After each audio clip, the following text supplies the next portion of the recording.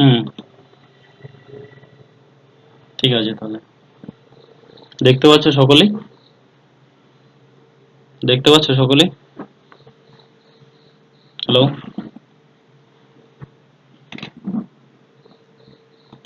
ওকে। দেখ আজকে কি কি করানো হবে। সেন্টেন্সের ভাগ। সেদিন আমি শিখাইছিলাম যে পার্ট অফ সেন্টেন্স, তাই কি না?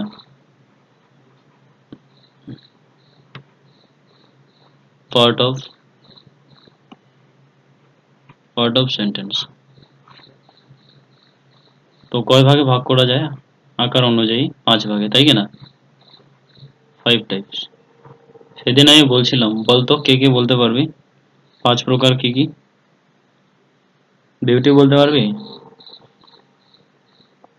বল বল বল 5 প্রকার কি কি?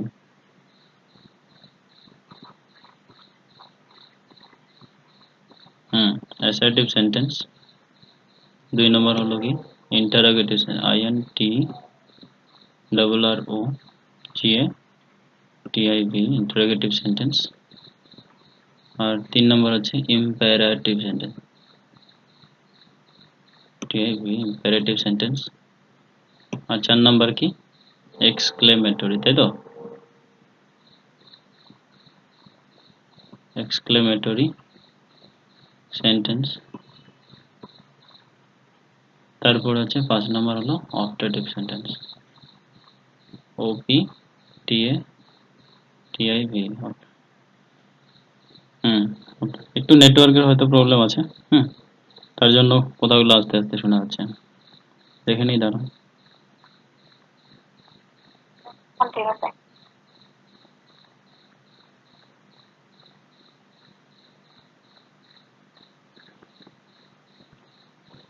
হুম, ইম্পারেটিভ সেন্টেন্স ক্লিয়ার। এবার দেখ আজকে প্রথমে আসি কি অ্যাসার্টিভ সেন্টেন্সে। সেদিন আমি অ্যাসার্টিভ সেন্টেন্স সম্পর্কে বলছিলাম। কে বলতে পারবে অ্যাসার্টিভ সেন্টেন্স সম্পর্কে ধারণা? হ্যাঁ, একদম গুছিয়ে কে বলতে পারবে অ্যাসার্টিভ সেন্টেন্স সম্পর্কে? বল। জশিকা বলতো, গুছিয়ে বলতো অ্যাসার্টিভ সেন্টেন্স সম্পর্কে যা যা বলছিলাম সেটাই বল।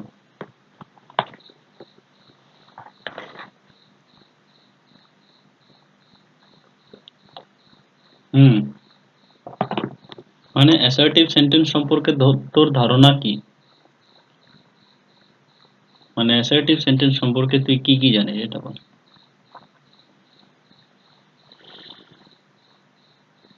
হুম হুম হুম হুম। আর এটার মানে মিনিংটা কিরকম থাকবে? মিনিংটা কিরকম থাকবে? সাধারণ থাকবে, তাই কি না? এখানে কোনো প্রশ্ন করা বা মানে উপদেশ বা আদেশ এসব কিচ্ছু দেওয়া থাকবে না, ক্লিয়ার? অ্যাসার্টিভ সেন্টেন্সের মানেটা একদম ডাইরেক্টলি সিম্পল থাকবে, ক্লিয়ার? ওকে। এবার হচ্ছে চলে আসে কি ইন্টারোগেটিভ সেন্টেন্স। GATIV। মমতা তুমি বলো তো ইন্টারোগেটিভ সেন্টেন্স সম্পর্কে তোমার ধারণা কি আছে বলো। মমতা বলো ইন্টারো। হুম, তারপরে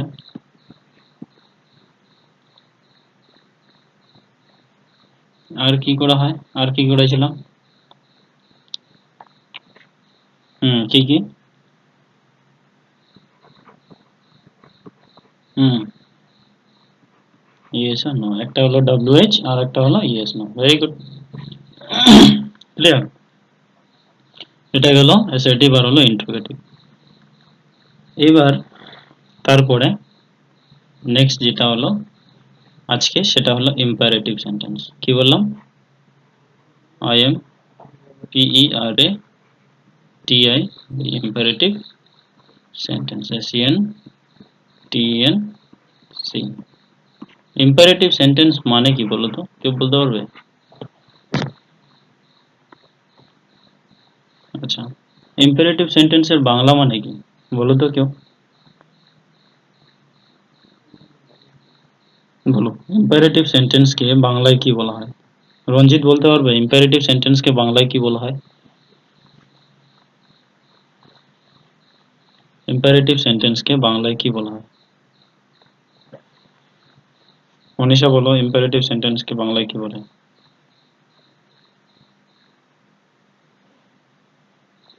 ইম্পারেটিভ সেন্টেন্সকে বাংলায় বলা হয় অনুজ্ঞাবাচক বাক্য। কি বললাম?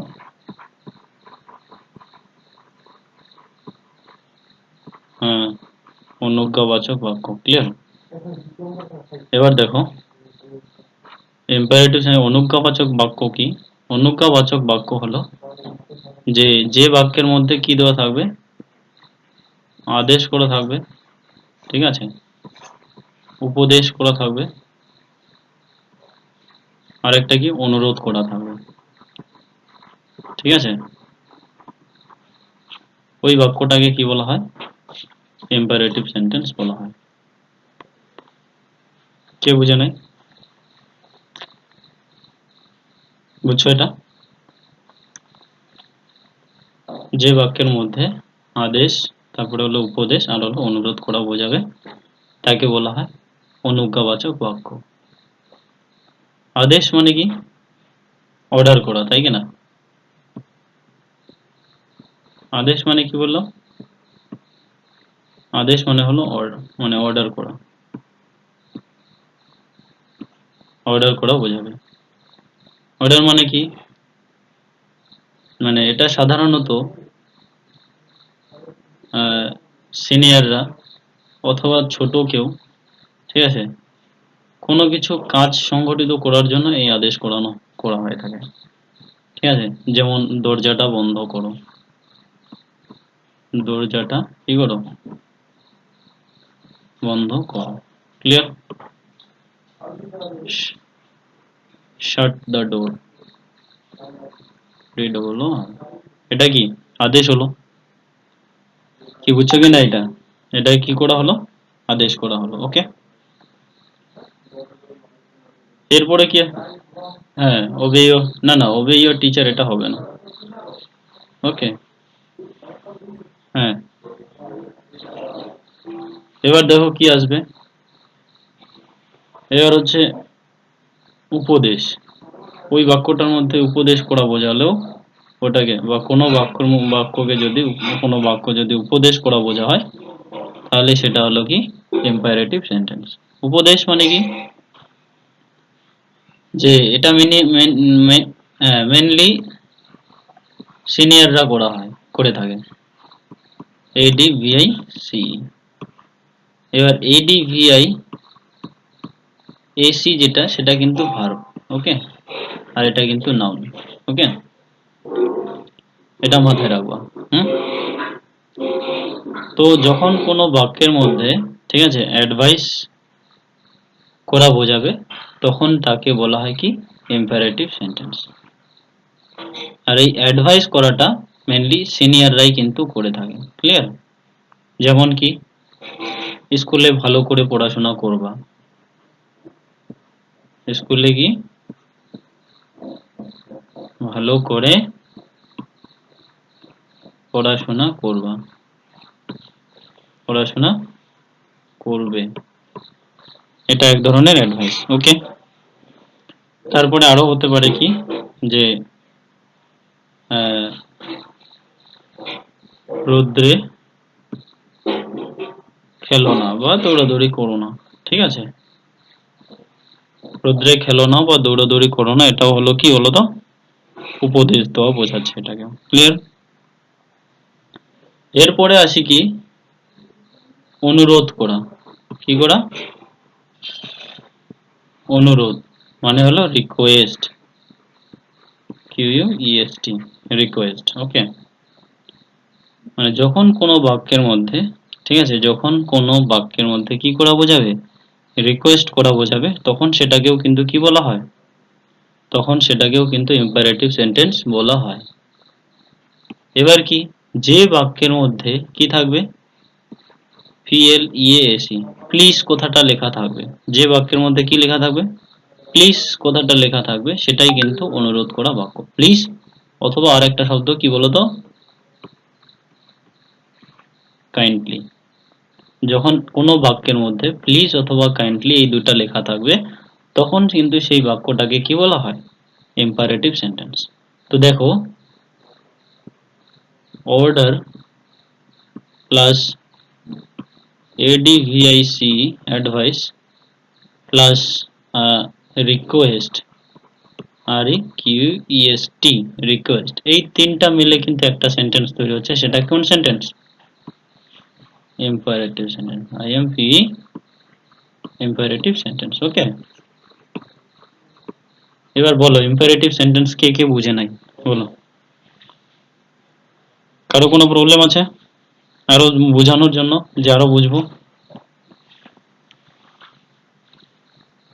সকলে বুঝছো?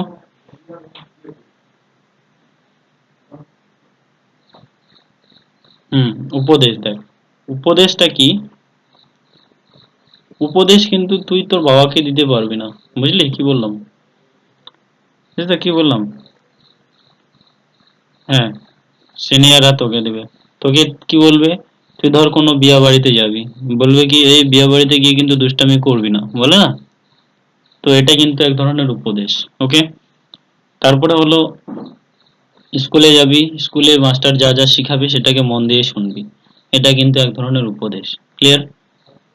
তারপরে হচ্ছে রোদ্রে দৌড়াদৌড়ি করবি না, মারপিট করবি না, ঠিক আছে, চুরি করবি না, এসব কিন্তু অর্ডার হয় না, এটা কিন্তু উপদেশ করা বোঝায়। বুঝলি কি বললাম? হ্যাঁ। আর রিকোয়েস্ট করাটা যদি কোনো সেন্টেন্সের মধ্যে প্লিজ কথাটা থাকে বা কাইন্ডলি কোনো কথা থাকে তাহলে সেটাকে বলা হয় রিকোয়েস্ট করা। ক্লিয়ার? এটা তো কমপ্লিট। এটাতে কোনো প্রবলেম আছে? ওকে, এবার আসবো কি আমরা, এবার আসবো হচ্ছে এক্সক্লেমেটরি সেন্টেন্স। ঠিক আছে,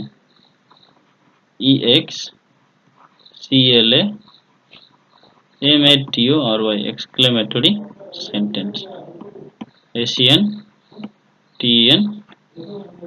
এক্সক্লেমেটরি সেন্টেন্সের বাংলা মানে কি বলো দেখি?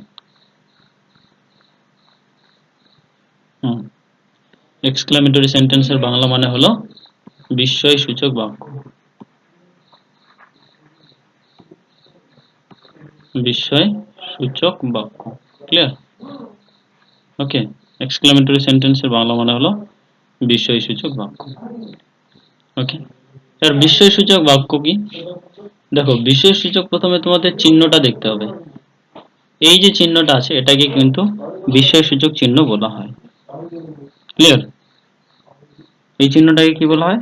বিস্ময়সূচক চিহ্ন বলা হয়। ওকে, এবার এই চিহ্নটা যে বাক্যের মধ্যে থাকবে সেই বাক্যটাকে কিন্তু বিস্ময়সূচক বাক্য বলা হয়।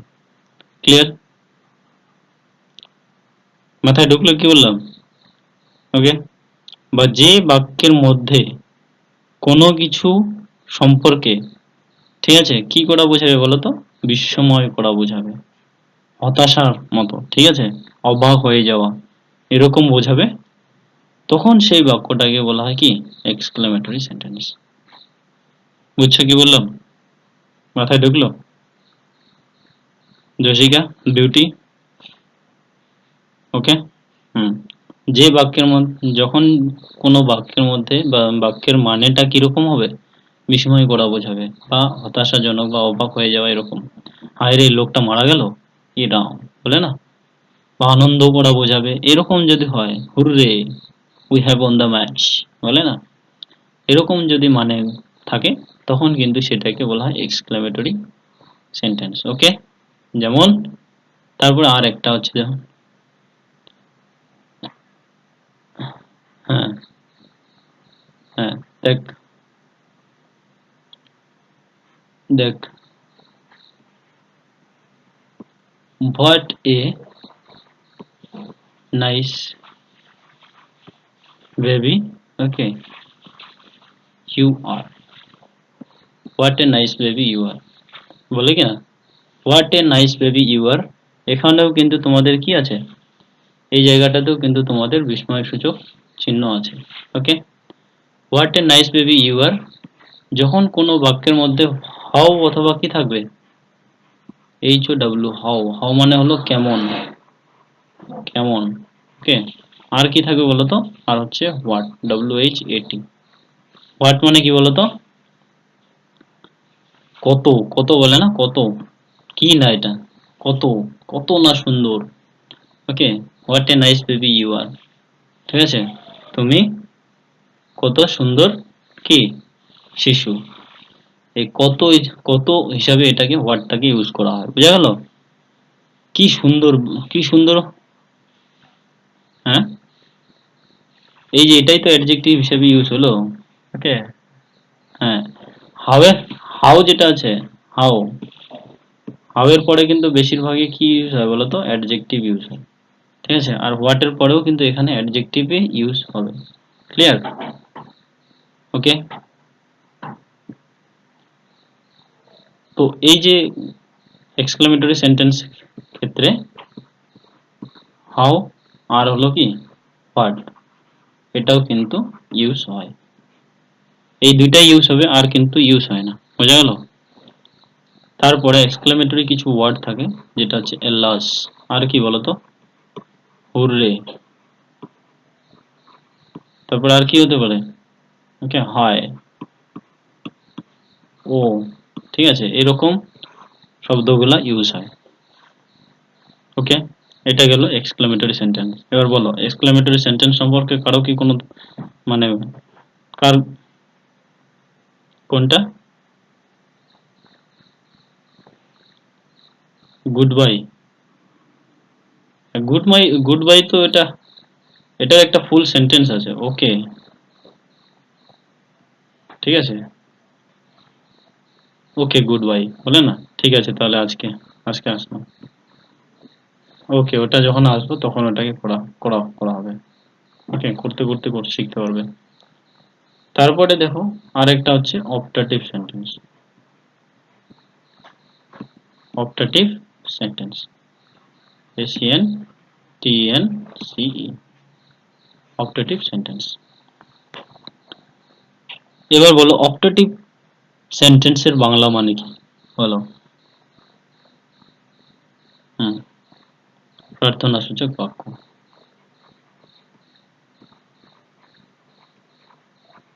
প্রার্থনাসূচক বাক্য। ওকে, প্রার্থনাসূচক বাক্য। ওকে, প্রার্থনাসূচক বাক্যটা কি? মানে যে বাক্যের মধ্যে কি করা হবে বলতো? প্রার্থনা করা বোঝাবে। কি করা বোঝাবে? প্রার্থনা করা বোঝাবে। ওকে, যে বাক্যের মধ্যে প্রার্থনা বা ইচ্ছা প্রকাশ করা বোঝাবে।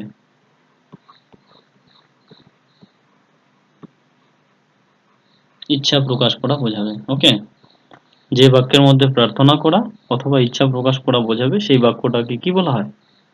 সেই বাক্যটাকে বলা হয় অপটাটিভ সেন্টেন্স, বা প্রার্থনামূলক, প্রার্থনাসূচক বাক্য বা প্রার্থনামূলক বাক্য। ওকে, বোঝা গেল? এবার এই যে বাক্যটা, এটার গঠন তুমি এবার দেখো। গঠন যদি, এটার গঠন আমি করাচ্ছি। এই বাক্যটা কিন্তু মে দিয়ে শুরু হয়। কি দিয়ে শুরু হবে? মে দিয়ে শুরু হবে। মে দিয়ে শুরু হবে, আর কি সবার শেষে ফুল স্টপ দিয়ে শেষ হবে।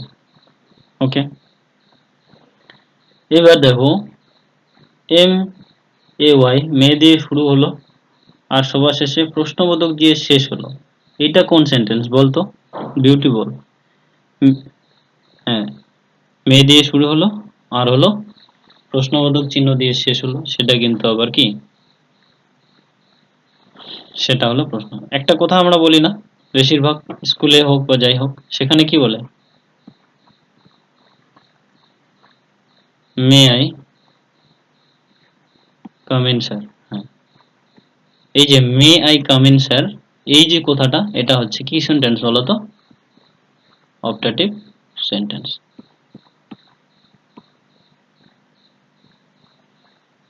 মে গড ব্লেস ইউ। হুম, এটা কিন্তু কি বলতো? প্রার্থনা হবে না ইচ্ছা প্রকাশ করা হবে বলতো? May God bless you. হুম, এটা হলো উইশ, ইচ্ছা করা, আর এটা হলো কি প্রার্থনা করা, প্রে। এইসব ধারণাগুলো এগুলা কিন্তু একটা বড় ডিসকাশন। এগুলা তোমাকে কিন্তু জানতে হবে, বুঝছো তো? এগুলা যদি না জানো তাহলে কিন্তু তোমার কোশ্চেনের অ্যান্সার তোমরা করতেই পারবে না। বোঝা গেল কি বললাম? ওকে, মাথায় ঢুকলো?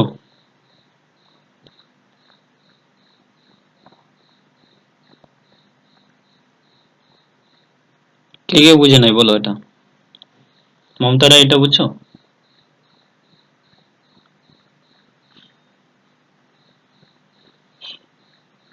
বড়গুলো বুঝো নাই? যখন কোনো বাক্যের মধ্যে কি করা বোঝাবে, প্রে করা মানে প্রার্থনা করা বোঝাবে, তখন সেই বাক্যটাকে বলা হয় কি? Optative sentence. আর অপটেটিভ সেন্টেন্সটা সর্বদা মে দিয়ে শুরু হবে আর ফুল স্টপ দিয়ে শেষ হবে। বুঝলি কি বললাম? হুম? যেমন কি, may the PM, may the PM live long, প্রধানমন্ত্রী অনেক দিন বাঁচুক, বলে কি না? ঠিক আছে, ভগবান তোমার মঙ্গল করুক, ঠিক আছে, বা তুমি দীর্ঘজীবী হও, okay, may you be, may you live long, তুমি অনেকদিন বাঁচো বা তুমি দীর্ঘজীবী হও। মে দিয়ে শুরু হলো আর সবার শেষে ফুল স্টপ দিয়ে শেষ হলো, এটাকে বলা হয় অপটেটিভ সেন্টেন্স। ওকে, এটুকু মাথায় ঢুকলো? ওকে। হুম। না,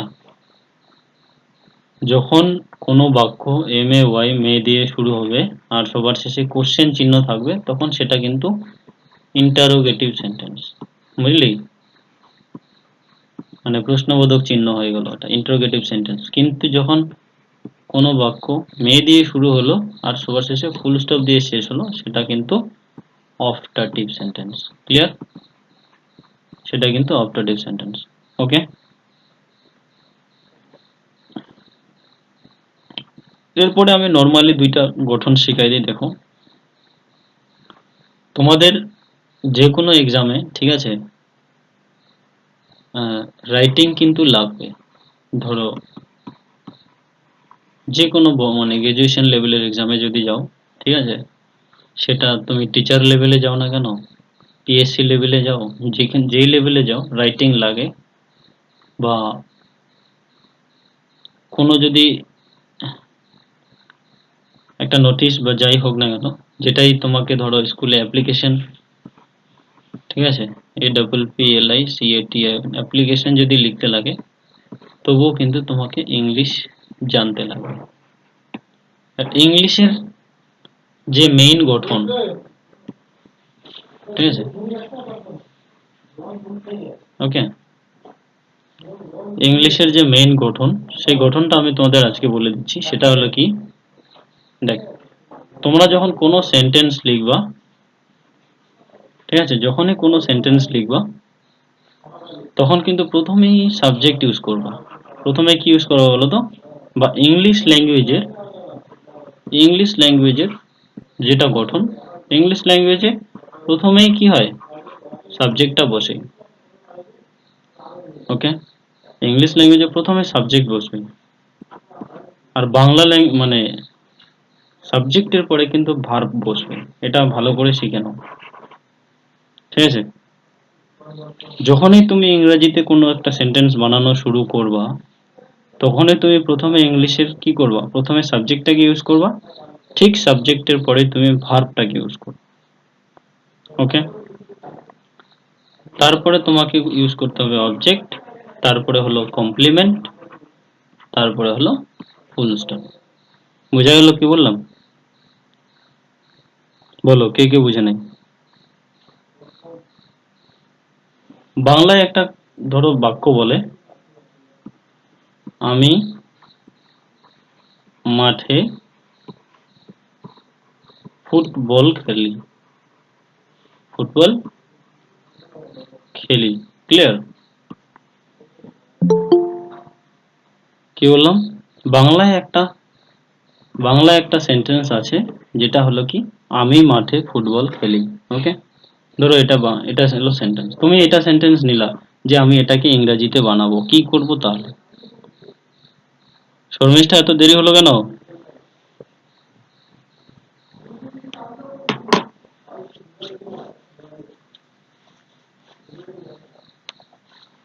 কি বললাম? বাংলায় একটা শব্দ, সেটা হলো কি, আমি মাঠে ফুটবল খেলি। এবার আমি মাঠে ফুটবল খেলি যে আছে, এটাকে তুমি যদি সেন্টেন্স মানে ইংলিশে ট্রান্সলেট করতে চাও, তাহলে তোমাকে প্রথমে কি করতে হবে? সাবজেক্ট ইউজ করতে হবে। সাবজেক্ট, তারপরে দ্বিতীয়তে ভার্ব, তারপরে তৃতীয়তে অবজেক্ট, তারপরে কমপ্লিমেন্ট, তারপরে হলো ফুল স্টপ। কি মমতা, বুঝতেছো? ওকে, এবার দেখো প্রথমে আমাকে সাবজেক্ট জানতে হবে, তাহলে তো আমি ইউজ করতে পারবো। সাবজেক্টটা কি? ভার্বকে কে দিয়ে প্রশ্ন করতে হবে, কে দিয়ে প্রশ্ন করতে হবে। কে দিয়ে প্রশ্ন করলে যে উত্তর পাওয়া যায় তাকে বলা হয় কি? সাবজেক্ট। যেমন তুমি এখানে অ্যান্সার করো, আমি মাঠে ফুটবল খেলি। কে মাঠে ফুটবল খেলে? উত্তর কি বেরোবে? কে খেলে? উত্তর কি? আমি। তো আমিটা হলো সাবজেক্ট, তো এখানে তুমি আমি আই লিখে দিলা। আর ভার্ব তুমি কি করে করবা? বাংলা বাক্যের সবার শেষে যেটা থাকবে, ভার্ব কি বললাম? বাক্যের শেষের অংশ, বাক্যের শেষের অংশ। ওকে, আমি মাঠে ফুটবল খেলি, বাক্যের শেষের অংশ দেখো, বাক্যের শেষের অংশটাকে বলা হয় ভার্ব।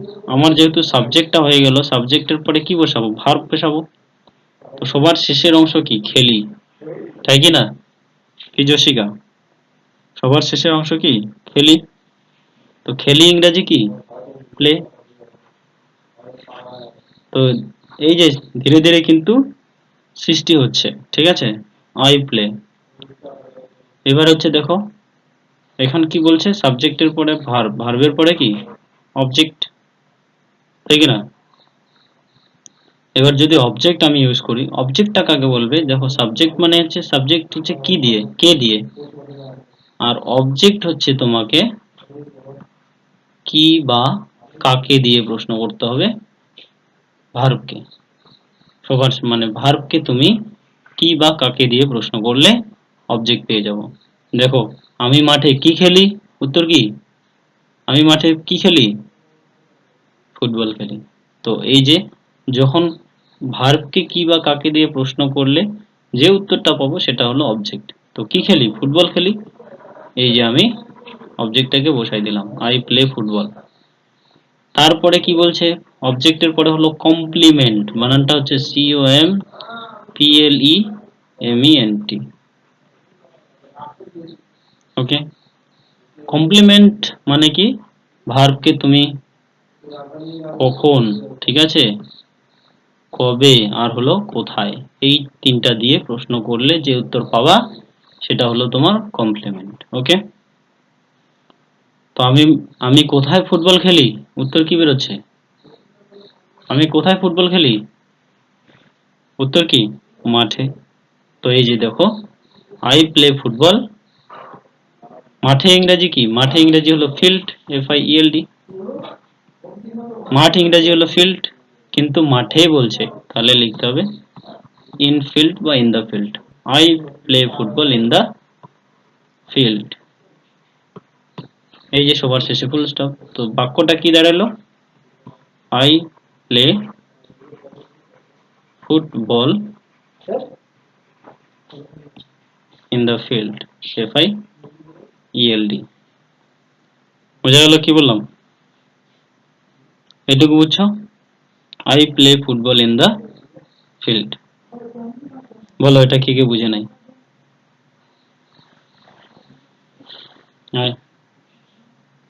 না না, কমপ্লিমেন্টের তো ভাগ আছে। কমপ্লিমেন্টটা প্রথমে শিখতে লাগলো, মানে শিখাইলাম যে কমপ্লিমেন্ট কাকে বলে, কখন, কবে, কোথায়, যখন দিয়ে যখন কোনো কোশ্চেনের অ্যান্সার মানে ভার্বকে যখন কোশ্চেন করবা। যেমন 14 তারিখ, ঠিক আছে, 14 তারিখ হলো, তো কখন? 14 তারিখ। কবে? যেমন মানে ধরো 2 দিন পরে, বা সোমবার, মঙ্গলবার, এটা হচ্ছে হবে। কোথায়? মাঠে, স্কুলে, বাজারে, এটা হলো কমপ্লিমেন্ট। ওকে, তো তারপরে ধরো আমি তোমাকে একটা কোশ্চেন দিয়ে দিলাম যে আমি বিকেল বেলা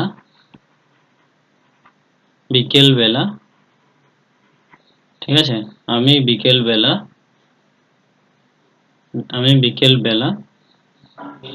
সাইকেল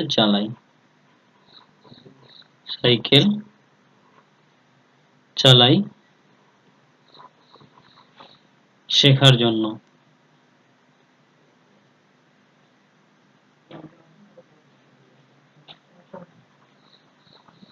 শেখার জন্য বলো এটা কি হবে ইংরেজি?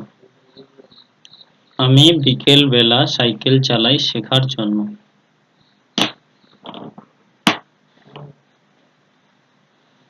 আমি বিকেল বেলা সাইকেল চালাই শেখার জন্য।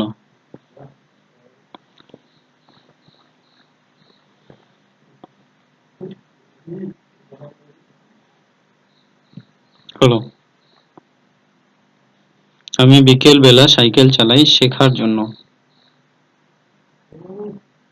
কি হবে এটা?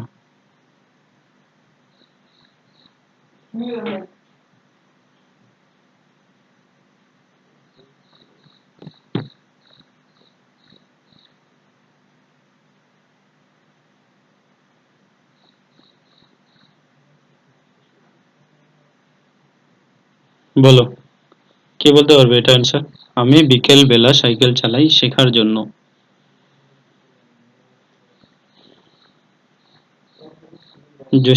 যোশী বলো, এটার অ্যান্সার কি হবে? আমি বিকেল বেলা সাইকেল চালাই শেখার জন্য। মমতা রাই? ইংরেজিটা বানাও এটাকে। এটাকে এটা বানাও ইংরেজি কি হবে এটা লাইন? এটা লাইন ওই গঠন অনুযায়ী বসাও।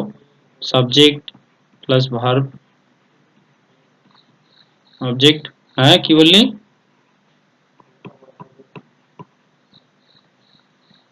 ওহো, কেটে গেছে না?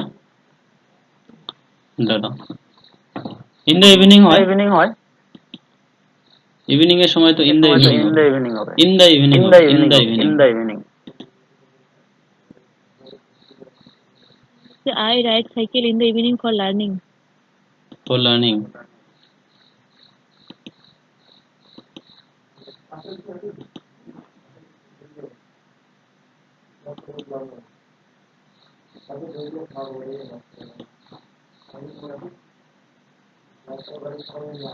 আর কে কি করছিস?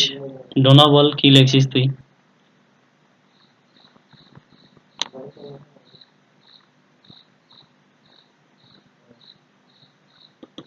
কেন এটা ইংরেজি কি? এটা ইংরেজি বলতে পারছিস না, কি হবে?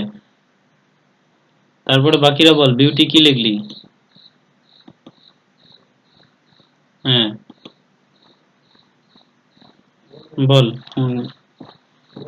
শর্মিষ্ঠা বলো এটা কি হবে? আমি বিকেল বেলা সাইকেল চালাই শেখার জন্য।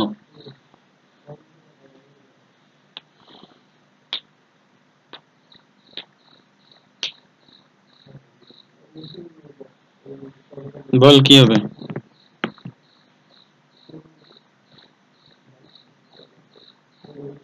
রঞ্জিত বলো কি হবে? রঞ্জিত?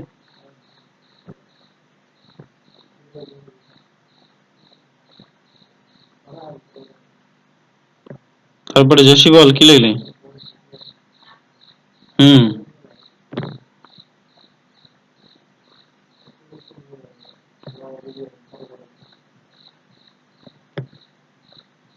তারপরে বিউটি কি লিখছিস?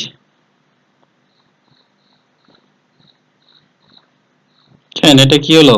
কেন পারিস নাই? মমতা বল কি লিখছিস?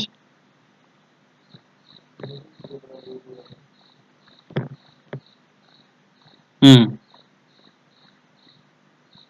ও টু লার্ন। আচ্ছা, তারপরে বাকিরা কি লিখছি আর কি? আর শর্মিষ্ঠা বল।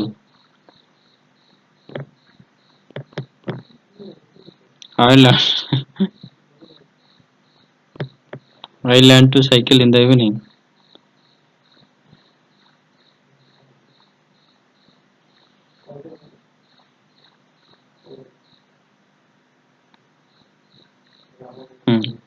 দেখ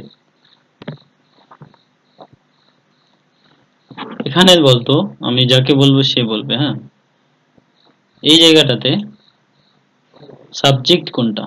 মমতা বল সাবজেক্ট কোনটা? আই মানে আমি বিকেল বেলা সাইকেল চালাই, আমি তো আই লিখে দিলাম। এবার বিউটি বল ভার্ব কোনটা?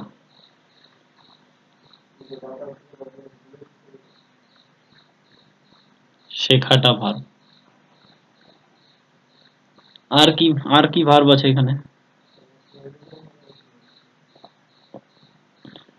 চালানো, চালানো। তো চালানোটা হচ্ছে মেন ভার্ব, ঠিক আছে? তো তোকে প্রথমে চালানোটাই লিখতে হবে এখানে, ক্লিয়ার? তো I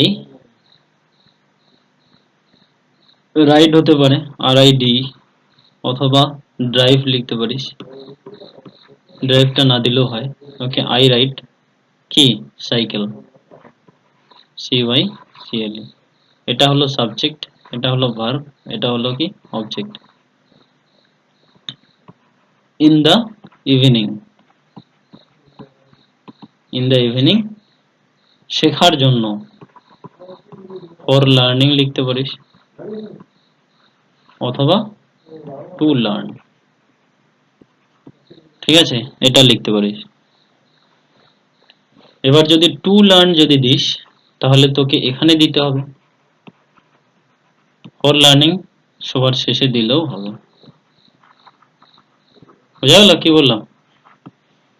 I ride cycle to learn in the evening. To লার্নটা সাইকেলের পর দিয়ে দিবি। ওকে,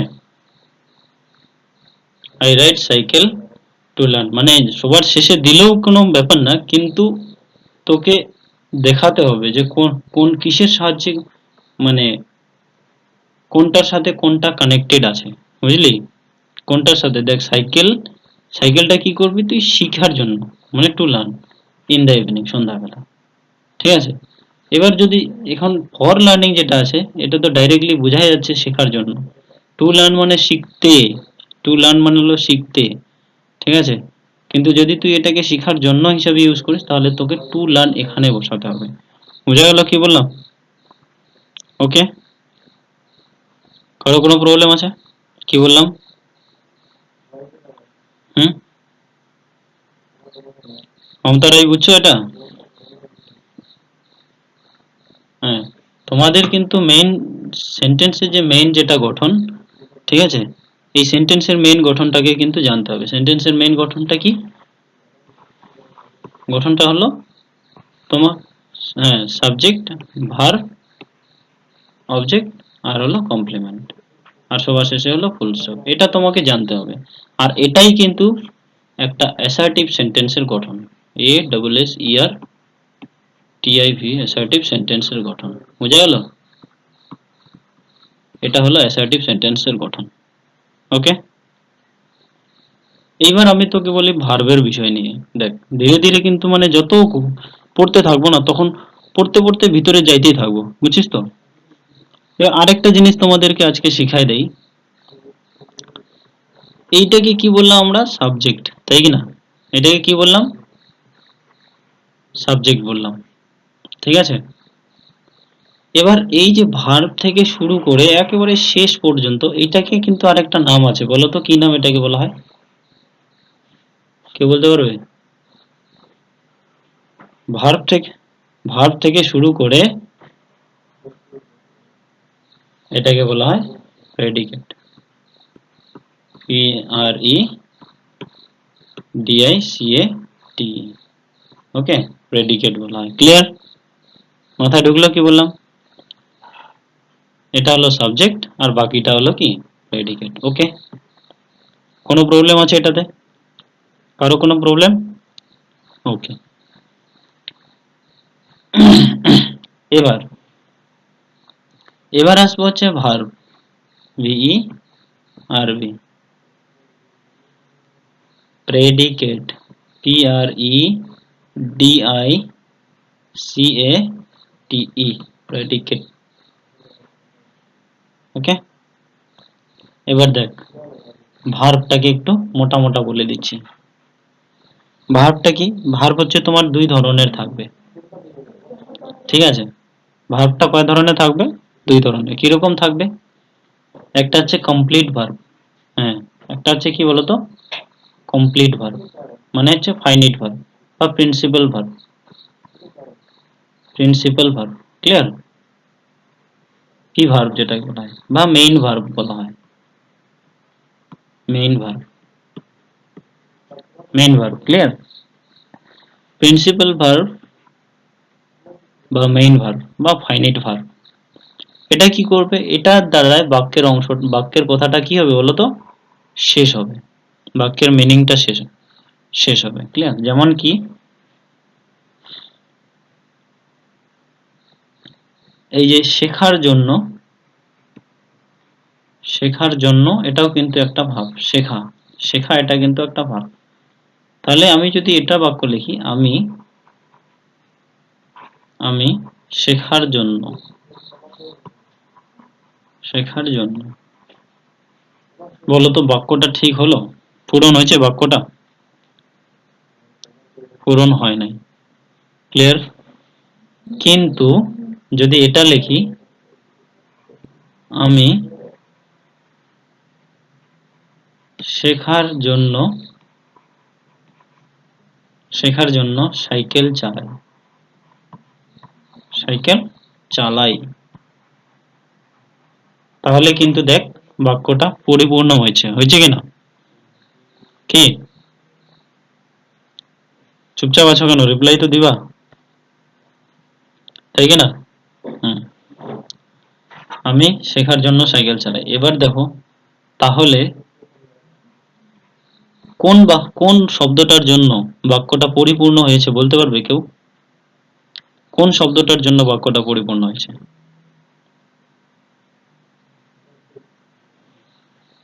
চালাই, ঠিক আছে? এই চালাইটার জন্য কি হয়েছে? বাক্যটা পরিপূর্ণ হয়েছে কিন্তু। ক্লিয়ার?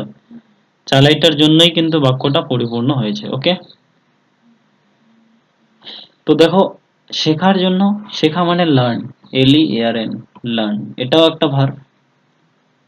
রাইট, RIT, এটাও কিন্তু এক ধরনের, এটাও একটা ভার্ব। তো দেখ এটা হচ্ছে কি নন ফাইনিট ভার্ব, মানে কি এটা হচ্ছে প্রিন্সিপাল ভার্ব না। ওকে, আর এটা হচ্ছে প্রিন্সিপাল ভার্ব, কারণ রাইট এটার দ্বারা এটা কি করলো, বাক্যের অর্থটা সঠিকভাবে পূরণ করলো।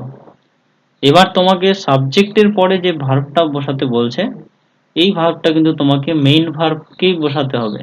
কোনোদিনও কিন্তু তুমি কি বসাতে পারবে না, মানে নন ফাইনিট ভার্বকে বসাতে পারবে না, মানে যেটার আনকমপ্লিট ভার্বকে তুমি কোনোদিনও কি করতে পারবে না, বসাতে পারবে না। তোমাকে কমপ্লিট ভার্বটাই এখানে বসাতে হবে, যে ভার্বটা কি করবে, পরিপূর্ণ করবে। বুঝা গেল? যে ভার্বটা বাক্যের মানেটা পরিপূর্ণ করে দিবে, সেই ভার্বটাকে কিন্তু তোমাকে এখানে বসাতে হবে। তো ভার্ব বোঝা গেল? ক্লিয়ার? এর বলো কারো কোনো অসুবিধা আছে? ওকে, হ্যাঁ, এবার নন ফাইনাইট ভার্ব দেখো। নন ফাইনাইট ভার্ব মানে, নন মানে এই যে বললাম যে যেটার বাক্যে, যেটার, যে ভার্বটার দ্বারা কি হবে, বাক্যের অর্থটা কি হবে না, পরিপূর্ণ হবে না। বুঝা গেল কি বললাম? হ্যাঁ, পরিপূর্ণ হবে না, সেটাকে কি করবে, নন ফাইনাইট। আর নন ফাইনাইট ভার্বটা কেন ইউজ হয় বলো তো? এই যে নন ফাইনাইট ভার্ব যে বললাম, এটার আরেকটা ইউজ বলতে পারবে? বলো দেখি কেউ, এটার ব্যবহার কি? নন ফাইনাইট ভার্বের আরেকটা ব্যবহার কি? কি বিউটি, জসিকা, মমতা রায়, মনীষা, রঞ্জিত, বলো আরেকটা, আরেকটা কাজ কি? একটা তো বাক্যের অর্থটা পরিপূর্ণ করে না, ঠিক আছে,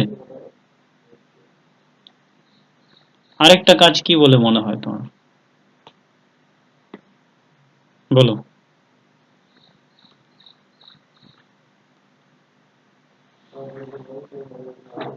হ্যাঁ, শোনা যাচ্ছে না, ভালো করে বল।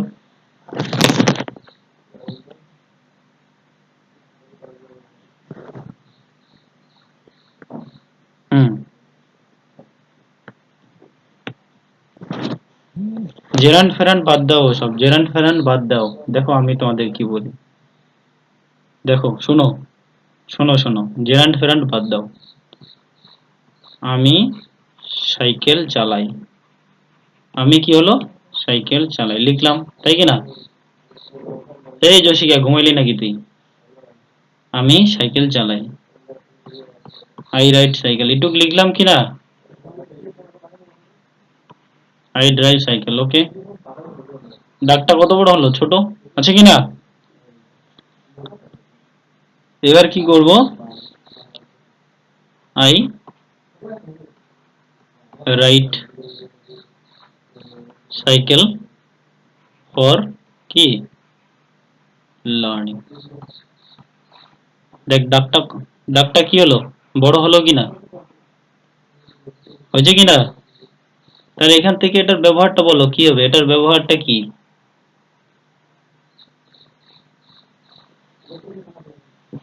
বলো এখান থেকে একটা ব্যবহার বলো, কি হবে ব্যবহার? হ্যাঁ,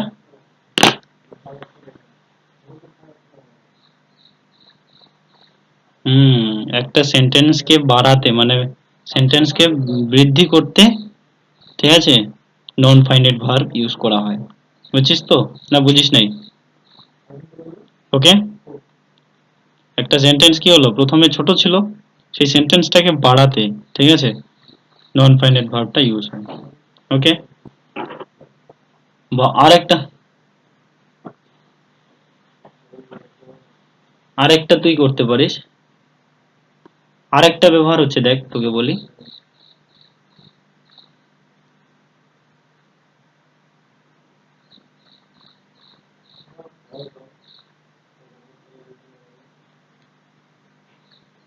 আরেকটা হচ্ছে কি, আই RIDE রাইড সাইকেল, আমি সাইকেল চালাই, full stop, I learn, I learn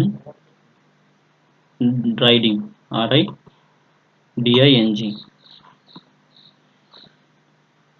okay, I ride cycle, আমি সাইকেল চালাই, এখানে আই আই লিখে দিলাম। Okay, I I ride cycle, CYCLE, to learn, to learn riding.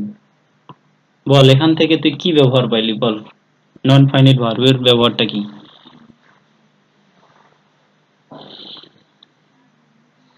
Two learn riding,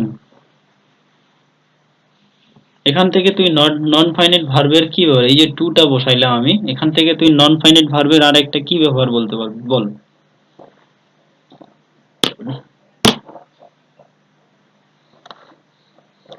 দেখ আমি বলি, আই রাইড সাইকেল, হ্যাঁ, তারপরে হলো ফুল স্টপ।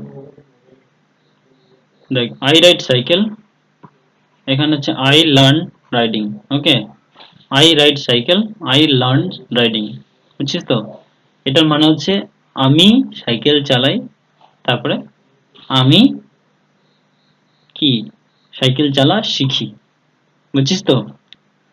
এবার হলো কি, ওই যে আমি এই যে লার্নটা আছে, লার্নটাকে আমি নন ফাইনাইট ভার্ব করে দিলাম, মানে টু টু ইউজ করে আমি ওটাকে নন ফাইনাইট ভার্ব করে পুরোটাকে একটা সেন্টেন্স করে দিলাম। এখান থেকে তুই কি ব্যবহার জানতে পারবি বল, এখান থেকে আমি যে ব্যবহারটা লিখবো নন ফাইনাইট ভার্বের, কি লিখতে পারবো বলতো? মানে এখানে যেমন হ্যাঁ দেখ, হ্যাঁ এখানে দেখ, এখানে ব্যবহারটা কি, একটা সেন্টেন্সটাকে কি বাড়াতে সাহায্য করে, ঠিক আছে, বৃদ্ধি করতে সাহায্য করে, ঠিক কি না? এটা হলো, আর হলো এখানে দেখ দুটো সেন্টেন্সকে জয়েন করতে সাহায্য করলো, বা একটা সেন্টেন্স করতে সাহায্য করলো। কেউ বুঝে নয় বলো, এটুকু বোঝা গেল?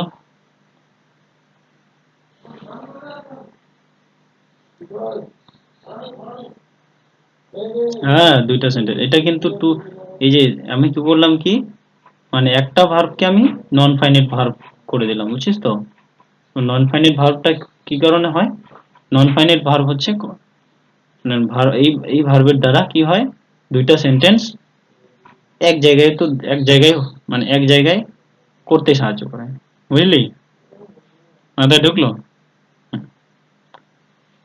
আর নন ফাইনাইট ভার্বে মাথায় রাখবি, ভার্বের সাথে যখন এই ধর কোনো একটা ভার্ব, এই ভার্বটার সামনে যখন তুই টু ইউজ করবি তখন সেই ভার্বটা নন ফাইনাইট হয়ে যাবে, বুঝলি? যখন কোনো ভার্বের সামনে কি করবি, টু ইউজ করবি, তখন সেটা, যেমন গো, ঠিক আছে, এটা কি হবে, মেইন ভার্ব, কিন্তু যখন এর সামনে টু করে দিবি তখন কিন্তু এটা মেইন ভার্ব হবে না, তখন কিন্তু নন ফাইনাইট ভার্ব হয়ে গেল। বোঝা গেল কি বললাম? তারপরে ধর, হ্যাঁ হ্যাঁ, এবার দেখ, গো আছে, গো এর সাথে যদি তুই আইএনজি করে দিস তাও কিন্তু এটা মেন ভার্ব হবে না, তখনও কিন্তু ওটা কি নন ফাইনাইট ভার্ব হয়ে গেল। বোঝা গেল কি বললাম? ওকে, যখন ভার্বের সামনে কি হবে, টু হবে, যখন টু হবে তখন কিন্তু আবার আইএনজি হবে না, মানে টু গোয়িং কোনোদিনও হয় না, বুঝিস তো কি বললাম? কোনোদিনও কিন্তু টু গোয়িং হবে না, টু যখন হবে তখন কিন্তু ভার্বটা কি থাকবে, এক নম্বরেই থাকবে। ওকে, আর যখন টু লিখবি না, টু না লিখে টু এর পরিবর্তে তুই গো এর সাথে আইএনজি করতে পারিস, গোয়িং করতে পারিস। এবার এবার হলো টু গো, টু গো আর হলো গোয়িং, এই দুইটা কিন্তু একই। বোঝা গেল কি বললাম? টু গো আর হলো গোয়িং, এই দুইটা কিন্তু পুরোটা সেম। বলো কে বুঝে নেই? বুঝছো এটা পুরোটা? বোঝা গেল আজকে? ওকে, হ্যাঁ, ভার্বের সাথে যদি টু করে দিস, মানে ভার্বের সামনে যদি টু করিস তাহলে সেটা নন ফাইনাইট ভার্ব হবে, ওটা কিন্তু মেইন ভার্ব হবে না। যেমন কি দেখ, আই গো টু স্কুল, ঠিক আছে, এবার আই টু গো কোনোদিনও করতে পারবি না, I to go to school কোনোদিনও করতে পারবি না। বোঝা গেল কি বললাম? ওকে, হুম, মানে মেইন ভার্বটাকে তুই নন ফাইনাইট ভার্ব করতে পারবি, কিন্তু সেটা মান অনুযায়ী তোকে করতে হবে। ওকে, এবার দেখ আমি বলছি, আর একটা জিনিস তোকে বললাম, কি হলো, যে I want want to go, I want to go to market, MARKET, আমি বাজার যেতে চাই। ওকে, I want to go to market, okay, I want to go to market। এইবার হলো দেখ, এই যে টু গো আছে, এটা তুই গোয়িং ও করতে পারিস, I want going to market, এটাও করতে পারিস, ঠিক আছে, ভুল নাই। হুম, ওকে, বোঝা গেল কি বললাম? কিন্তু দেখ, আমরা প্রচলিত হিসাবে কি শিখে আসছি, আই ওয়ান্ট টু গো, এটাই শিখে আসছি, ঠিক আছে, এটাই শিখে আসছি, সুতরাং আমাদেরকে এটাই লিখতে লাগবে। তুই যদি গোয়িং লিখিস তাও কিন্তু ভুল নাই। বুঝলি কি বললাম? মাথায় ঢুকলো? ওকে,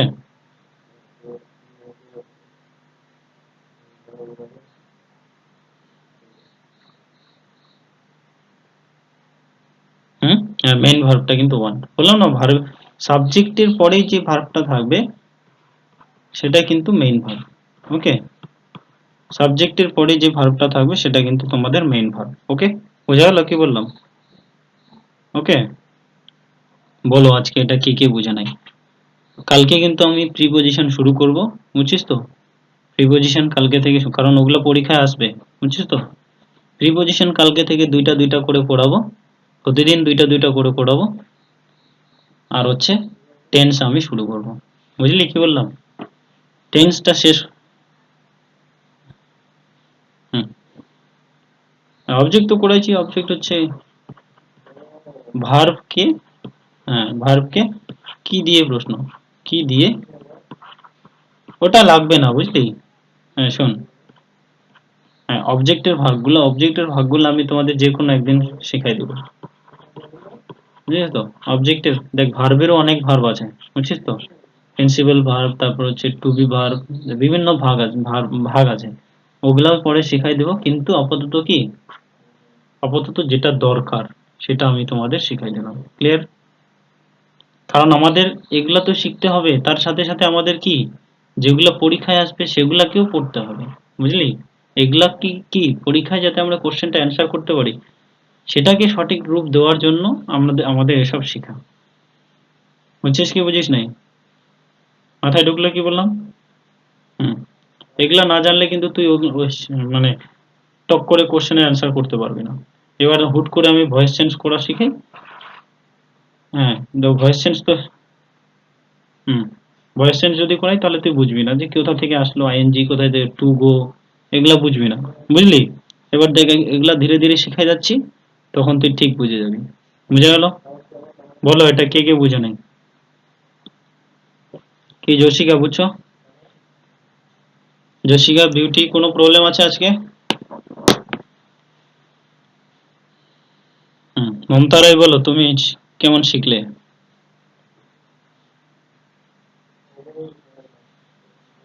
আজকে কোনো প্রবলেম আছে মমতা? অনিশা? ওকে, ওকে। রঞ্জিত, কোনো প্রবলেম আছে নাকি?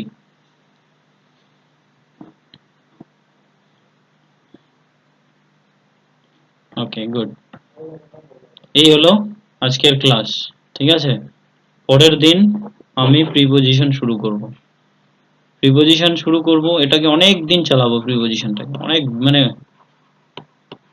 প্রায় 2-3 মাস চালাই দিব প্রিপোজিশন। আর হচ্ছে একটা হলো A double P R O, অ্যাপ্রো P R I, create preposition. এটা আমি প্রতিদিন দুইটা দুইটা করে করাবো। আর হচ্ছে টেন্স করাবো।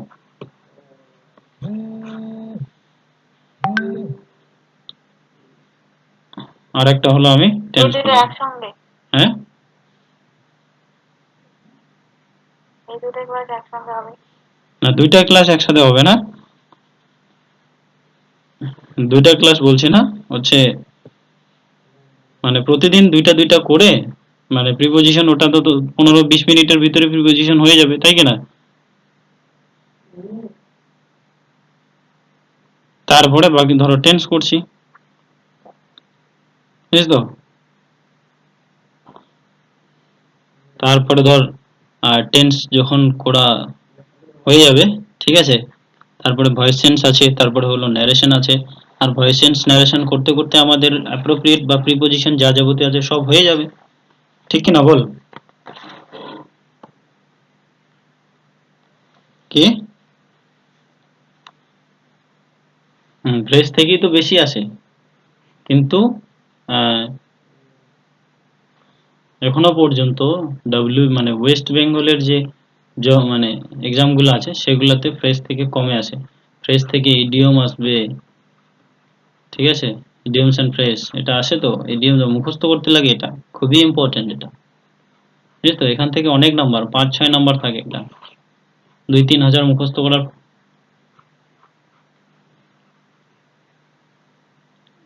এই দুইটার মিনিংটা একই দেখা যায় আর কি, ওটাই। হুম, হুম। ওগুলা শিখবি তাও দেখবি, মানে মানে বুঝতে পারবি না, ওগুলাকে মেমোরাইজ করা ছাড়া হয় না।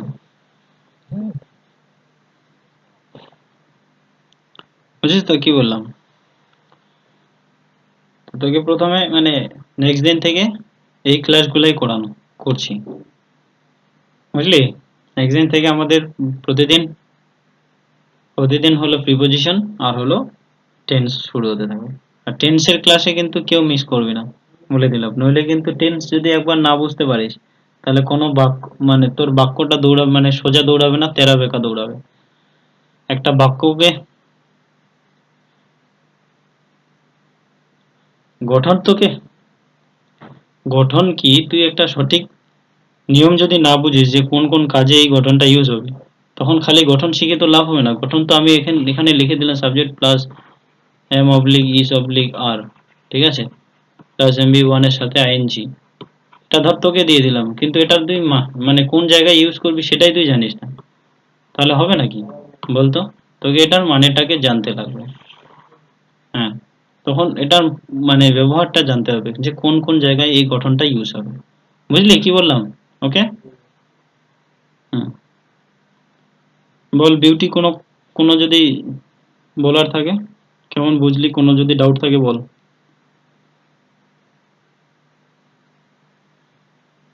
জসিকা বল।